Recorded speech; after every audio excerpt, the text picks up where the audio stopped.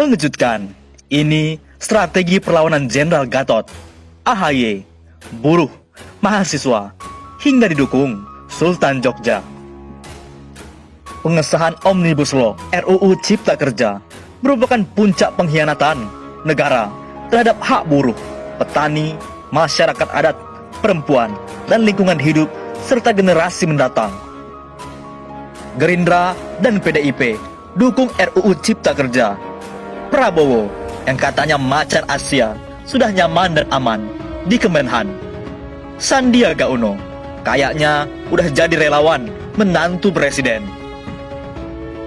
Apabila usul ditolak tanpa ditimbang, suara dibungkam, kritik dilarang, hingga najwa dilaporkan, dituduh subversif dan mengganggu keamanan, maka hanya ada satu kata: lawan, lawan.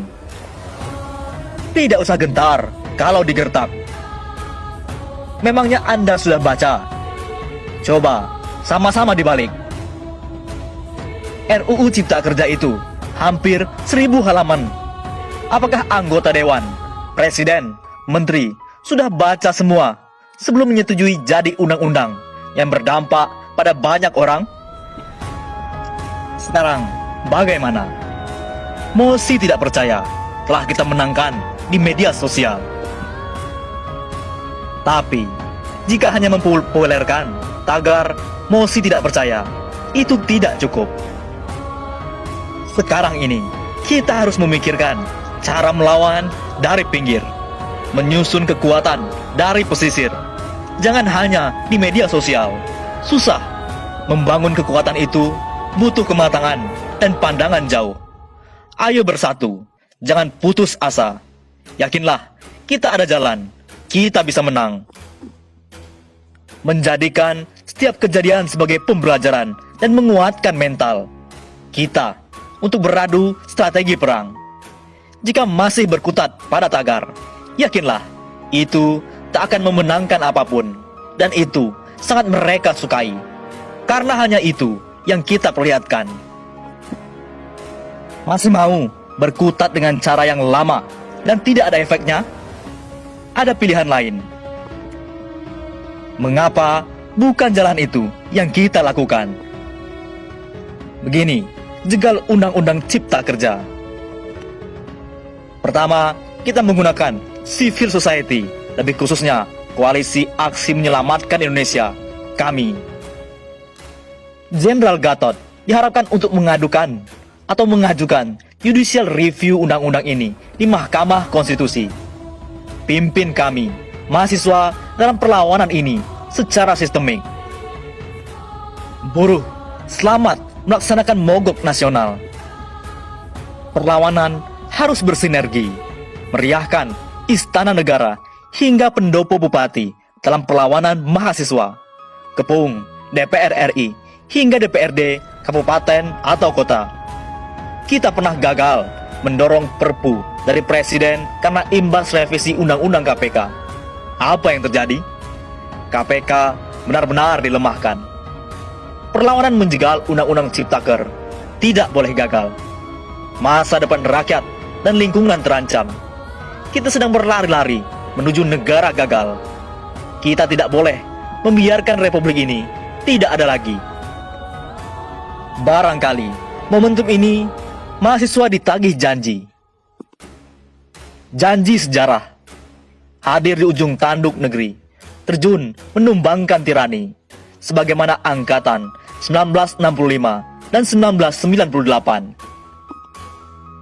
Ada ratusan ribu mahasiswa yang lahir dari rahim petani, buruh, nelayan.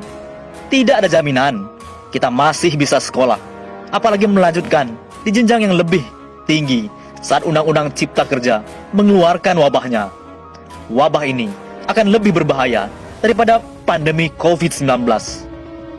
Barangkali ini saatnya kita berani mengucapkan perubahan untuk menyelesaikan perubahan Indonesia yang belum selesai itu. Barangkali inilah saatnya persatuan gerakan mahasiswa di tengah disparitasnya selama puluhan tahun terakhir bisa ditemukan formatnya, bahwa benar HMI, IMM, PMII, SMI, LMND, dan lainnya memiliki kepentingan yang berbeda.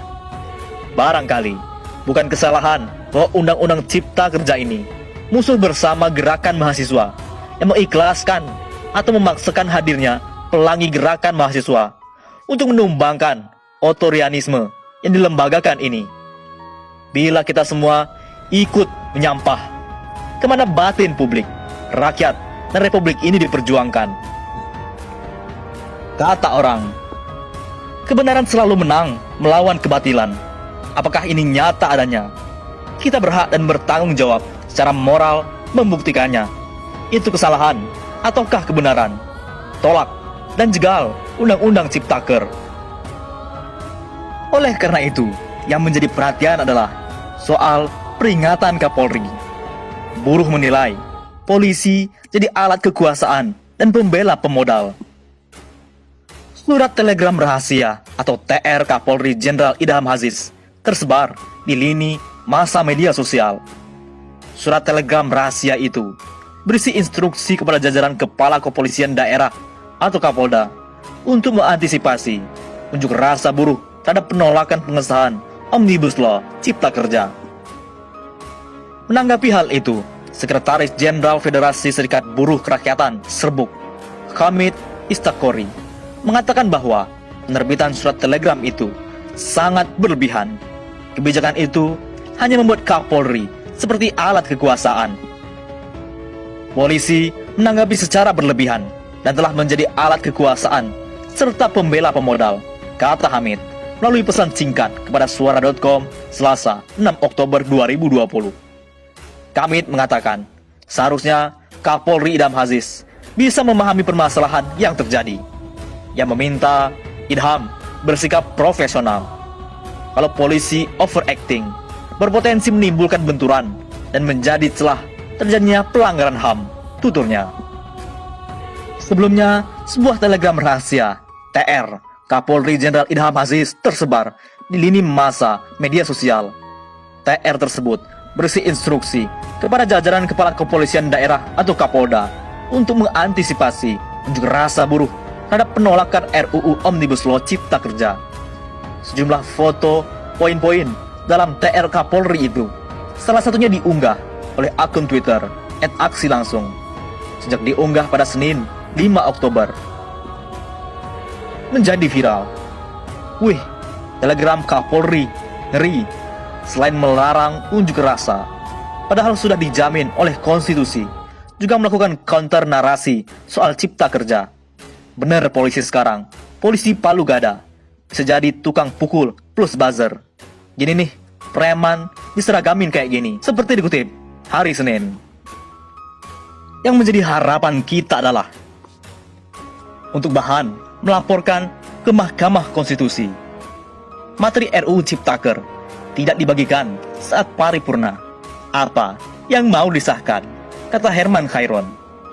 Tidak ada materi Omnibus Law RUU Cipta Kerja yang didapat fraksi Demokrat saat pengesahan di rapat paripurna DPR RI Senin kemarin 5 Oktober. Hal itu disampaikan anggota DPR RI fraksi Demokrat Herman Khairon yang kecewa dengan keputusan pimpinan paripurna yang tetap mengesahkan RUU kontroversial tersebut. Coba jawab, apa yang disahkan DPR terkait Omnibus Law Ciptaker? Materinya saja tidak ada. Saya sebagai anggota DPR hadir virtual, tidak pegang materi Ciptaker.